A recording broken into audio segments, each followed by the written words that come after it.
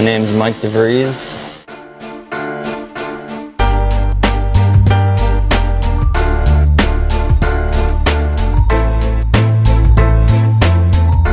Been tattooing for almost 10 years now. In just a couple of months it'll be 10 years. Today I'm working on a Cheshire cat from a nice lady from Switzerland? Yeah, right. Switzerland. It's crazy.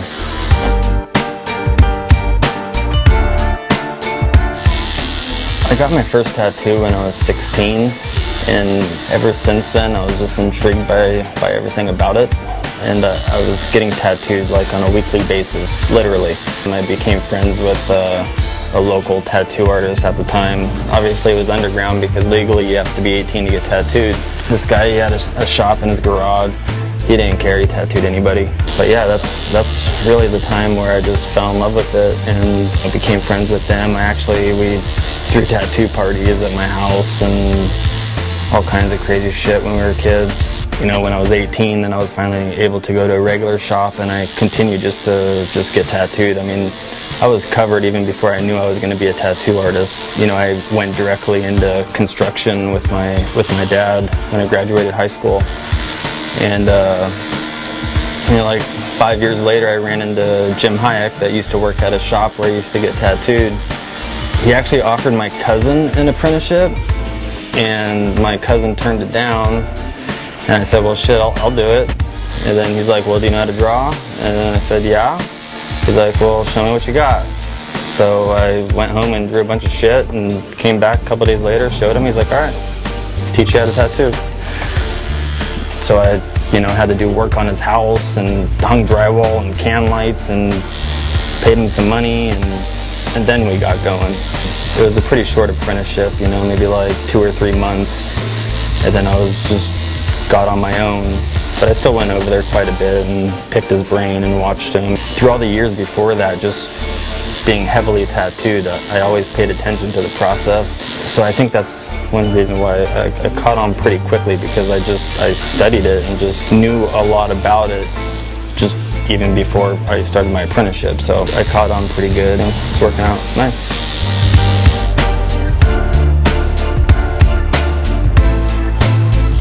I mean, all you gotta do is just go on Instagram or Facebook and you just see amazing tattoo artists popping out the woodworks every day. And it's just like, that's what kind of keeps you on your toes. It's like, oh shit, these guys are getting really good. I better step it up, you know?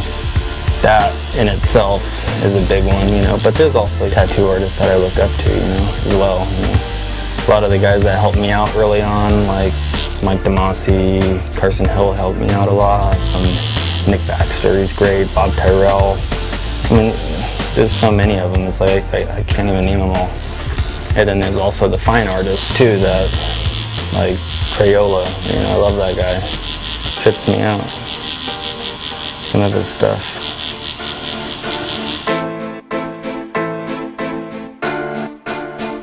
There's the people that are against any style where there's no outline, which I agree with it to a certain point, where if you don't have an outline, you just have to have really high contrast or like really dark patches of color here and there, you know, like on this piece there's a lot of black everywhere, so that kind of acts like the outline.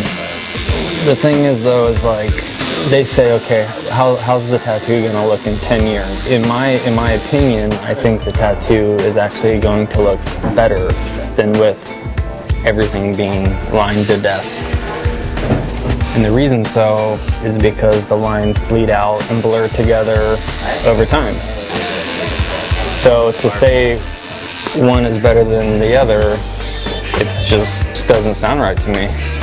You know, a lot of people would probably be hating on me right now because I'm not outlining it with a 3 or a 5. You know, I'm doing it with my mag, which is going to hold up just fine.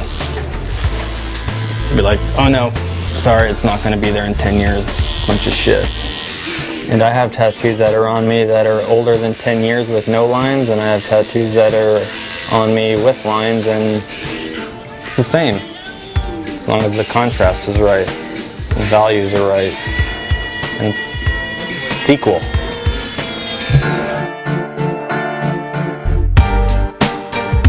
You know, I get real pissed off when I paint because it's frustrating. Because when you tattoo, you have your needles and they're perfectly placed.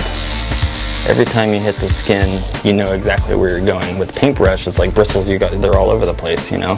So I get frustrated when I paint. When I finish it, I'm stoked on it, you know, when it's finally done. But I do like to do it, and I should find more time to do it.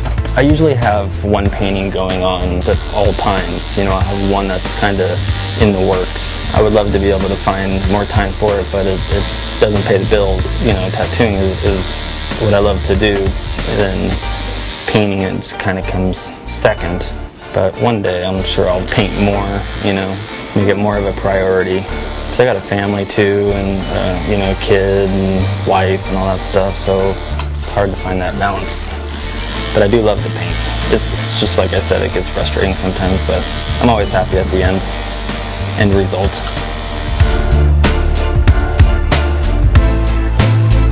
Yeah, there's a big difference in previously versus now.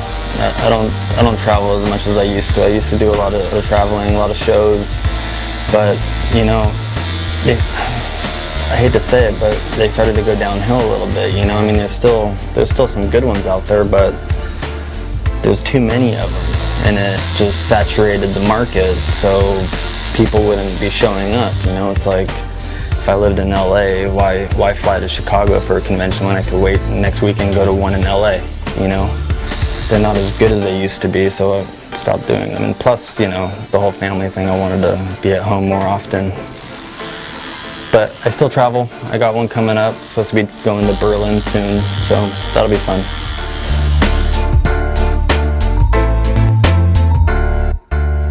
I'm co-owner with Mario Rose now. I bought into the company probably 7 years ago. He wanted to bring me in, and I was just like, oh yeah, let's do this. So I bought into it early on. It was very early stages. I mean, we didn't even have the formulations like completely dialed in yet, but you know, brought me in, we did that. I helped with promotion and all the online stuff, and you know, testing out new products and stuff, because now it's more than just stencil stuff, you know. I also have the publishing company, Memento Publishing, where we put together cool tattoo books. We publish Tattoo Prodigies, Cranial Visions, With the Light of Truth, which was Dan Smith's book.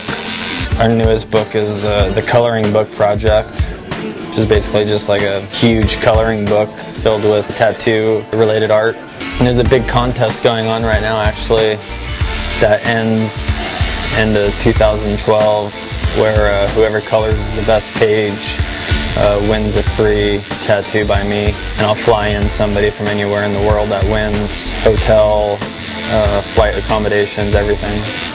So I got submissions coming in for that, which is fun and exciting. And then we have some other books coming out too. That should be out in December 2012. It's just fun side projects that I work on when I'm not tattooing.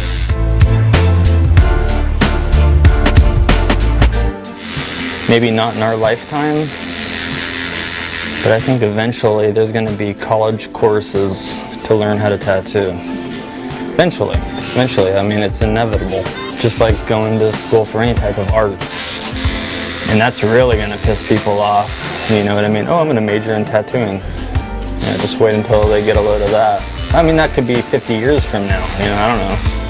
But I could foresee that happening, which goes against all of the respect factor and earning it and all that stuff, you know. It's just one of those things. It's going to piss a lot of people off. What are you going to do? Protest the school?